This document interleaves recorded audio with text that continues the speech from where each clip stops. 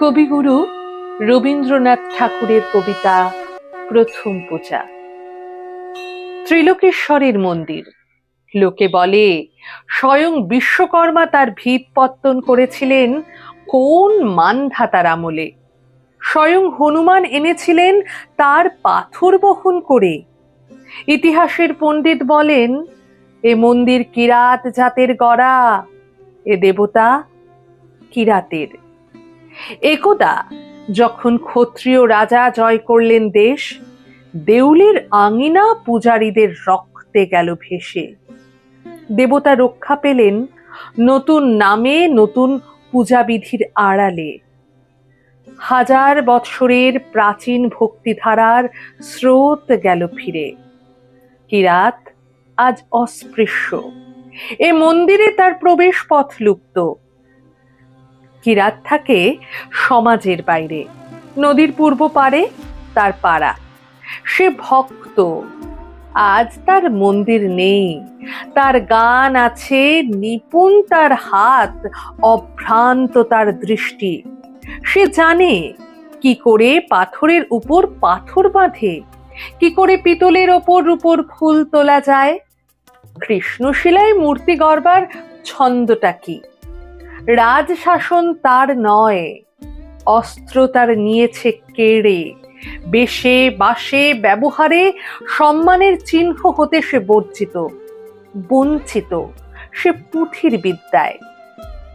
ত্রিলোকেশ্বর মন্দিরের স্বর্ণচূড়া পশ্চিম দিগন্তে চায় দেখা। চিনতে পারে নিজেদেরই মনের আকল্প, বহু দূরের থেকে প্রণাম করে। কার্তিক পূর্ণিমা, পূজার উৎসব। মঞ্চের উপর বাজছে বাঁশি, মৃদঙ্গ, করতাল। মাঠ জুড়ে কানাতের পর কানাত, মাঝে মাঝে উঠছে ধ্বজা। পথের দুধারে ব্যাপারীদের পসরা। তামার পাত্র, রূপোর অলংকার, দেব মূর্তির পট, রেশমের কাপড়, ছেলেদের খেলার জন্য কাঠের ডমরু, মাটির পুতুল, পাতার বাঁশি, অর্ঘ্যের উপকরণ, ফল, মালা, ধূপ, বাতি, ঘরা ঘরা তীর্থবাড়ি। বাজিকর তারস্বরে প্রলাপ বাক্যে দেখাচ্ছে বাজি। কথক পড়ছে রামায়ণ কথা।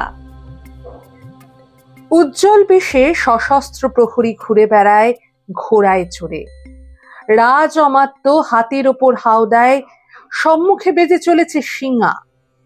কিংখাবে ঠাকা পালকিতে ধনী ঘরের গৃহিণী, আগে পিছে কিঙ্করের দল। সন্ন্যাসীর ভিড় পঞ্চবটের তলায়, নগ্ন জটাধারী ছাই মাখা।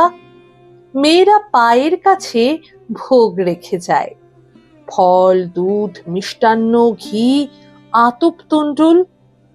থেকে থেকে আকাশে উঠছে চিৎকার ধ্বনি, জয় ত্রিলোকেশ্বরের জয়, জয় ত্রিলোকেশ্বরের জয়।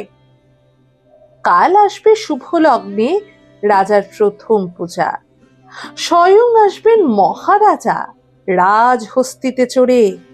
তার আগমন পথের দুই ধারে সারি সারি কলার গাছের ফুলের মালা, মঙ্গল ঘটে আম্রপল্লব। আর ক্ষণে ক্ষণে পথের ধুলায় সেচন করছে গন্ধবাড়ি। শুক্ল ত্রয়োদশীর রাত, মন্দিরের প্রথম প্রহরের শঙ্খ ঘণ্টা ভেরি পটহ থেমেছে। আর চাঁদের উপর একটা ঘোলা আবরণ, জ্যোৎস্না ঝাপসা, যেন মূর্ছার ঘোর লাগলো। বাতাস রুদ্ধ, ধোঁয়া জমে আছে আকাশে। গাছপালাগুলো যেন শঙ্কায় আড়ষ্ট। কুকুর অকারণে আর্তনাদ করছে। ঘোড়াগুলো কান খাড়া করে উঠছে ডেকে, কোন অলক্ষ্যের দিকে তাকিয়ে। হঠাৎ গম্ভীর ভীষণ শব্দ শোনা গেল মাটির নিচে। পাতালে দানবেরা যেন রণদামামা বাজিয়ে দিলে। গরু গরু গরু গরু। মন্দিরের শঙ্খ ঘণ্টা বাজতে লাগলো প্রবল শব্দে। হাতি বাঁধা ছিল, তারা বন্ধন ছিঁড়ে গর্জন করতে করতে ছুটল চারদিকে, যেন ঘূর্ণিঝড়ের মেঘ। তুফান উঠল মাটিতে, ছুটল উট, মহিষ, গরু, ছাগল, ভেড়া, ঊর্ধ্বশ্বাসে পালে পালে। হাজার হাজার দিশে হারা লোক আত্মস্বরে ছুটে বেড়ায়, চোখে তাদের ধাঁধা লাগে। আত্মপরের ভেদ হারিয়ে কে কাকে দেয় দোলে। মাটি ফেটে ফেটে ওঠে ধোয়া, ওঠে গরম জল। ভীম সরোবরের দিঘি বালির নিচে গেল শুষে। মন্দিরের চূড়ায় বাঁধা বড় ঘণ্টা দুলতে দুলতে বাজতে লাগলো, ঢং ঢং। আচমকা ধ্বনি থামলো একটা ভেঙে পড়ার শব্দে। পৃথিবী যখন স্তব্ধ হলো, পূর্ণ প্রায় চাঁদ তখন হেলেছে পশ্চিমের দিকে। আকাশে উঠেছে জ্বলে ওঠা কানাতগুলোর ধোঁয়ার কুণ্ডলী। জ্যোৎস্নাকে যেন অজগর সাপে জড়িয়েছে। পরদিন আত্মীয়দের বিলাপে দিক বিদিক যখন শোকার্ত, তখন রাজ সৈনিক দল মন্দির ঘিরে দাঁড়ালো, পাছে অসুচিতার কারণ ঘটে। রাজমন্ত্রী এলো, দৈবজ্ঞ এলো, স্মার্ত পণ্ডিত এলো। দেখলে বাহিরের প্রাচীর ধূলিসাৎ, দেবতার বেদির ওপর ছাদ পড়েছে ভেঙে। পণ্ডিত বললে, সংস্কার করা চাই আগামী পূর্ণিমার পূর্বেই, নইলে দেবতা পরিহার করবেন তার মূর্তিকে। রাজা বললেন, সংস্কার করো। মন্ত্রী বললেন, ওই কিরাতরা ছাড়া কে করবে পাথরের কাজ? ওদের দৃষ্টি কলুষ থেকে দেবতাকে রক্ষা করব কি উপায়ে? কি হবে মন্দির সংস্কারে যদি মলিন হয় দেবতার অঙ্গ মহিমা? কিরাত দলপতি মাধবকে রাজা আনলেন ডেকে। বৃদ্ধ মাধব শুক্লকেশের ওপর নির্মল সাদা চাদর চড়ানো, পরিধানে পীত ধরা, তাম্রবর্ণ দেহ কটি পর্যন্ত অনাবৃত, দুই চক্ষু সকরুণ নম্রতায় পূর্ণ। সাবধানে রাজার পায়ের কাছে রাখল এক মুঠো কুন্দ ফুল, প্রণাম করল স্পর্শ বাঁচিয়ে। রাজা বললেন, তোমরা না হলে দেবতা সংস্কার হয় না। আমাদের পর দেবতার ওই কৃপা, এই বলে দেবতার উদ্দেশ্যে মাধব প্রণাম জানালো। নৃপতি নৃসিংহ রায় বললেন, চোখ বেঁধে কাজ করা চাই, দেব মূর্তির ওপর দৃষ্টি না পড়ে। পারবে? মাধব বললে, অন্তরের দৃষ্টি দিয়ে কাজ করিয়ে নেবেন অন্তর্যামী। যতক্ষণ কাজ চলবে চোখ খুলব না। বাহিরে কাজ করে কিরাতের দল, মন্দিরের ভিতর কাজ করে মাধব।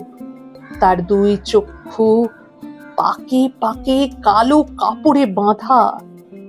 দিন রাত সে মন্দিরের বাহিরে যায় না, ধ্যান করে, গান গায়, আর তার আঙুল চলতে থাকে। মন্ত্রী এসে বলে, তরা করো, তরা করো, তিথির পর তিথি যায়, কবে লগ্ন হবে উত্তীর্ণ? মাধব জোর হাতে বলে, যার কাজ তারই নিজের আছে তরা, আমি তো উপলক্ষ। অমাবস্যা পার হয়ে শুক্লপক্ষ এলো আবার। অন্ধ মাধব আঙুলের স্পর্শ দিয়ে পাথরের সঙ্গে কথা কয়। পাথর তার সাড়া দিতে থাকে। কাছে দাঁড়িয়ে থাকে প্রহরী, পাছে মাধব চোখের বাঁধন খোলে। পণ্ডিত এসে বললে, একাদশীর রাত্রে প্রথম পূজার শুভক্ষণ, কাজ কি শেষ হবে তার পূর্বে? মাধব প্রণাম করে বলে, আমি কে যে উত্তর দেব? কৃপা যখন হবে সংবাদ পাঠাবো যথা সময়ে, তার আগে এলে ব্যাঘাত হবে, বিলম্ব ঘটবে। ষষ্ঠী গেল, সপ্তমী পেরোলো, মন্দিরের দ্বার দিয়ে চাঁদের আলো এসে পড়ে মাধবের শুক্ল কেশে। সূর্য অস্ত গেল, পাণ্ডুর আকাশে একাদশীর চাঁদ। মাধব দীর্ঘ নিঃশ্বাস ফেলে বললে, যাও প্রহরী, সংবাদ দিয়ে এসোগে। মাধবের কাজ শেষ হলো আজ, লগ্ন যেন বয়ে না যায়। প্রহরী গেল। মাধব খুলে ফেলল চোখের বন্ধন। মুক্তদ্বার দিয়ে পড়ছে একাদশীর চাঁদের আলো দেব মূর্তির উপর। মাধব হাঁটু গেড়ে বসল, দুই হাত জোর করে। এক দৃষ্টে চেয়ে রইল দেবতার মুখে। দু চোখে বইল জলের ধারা।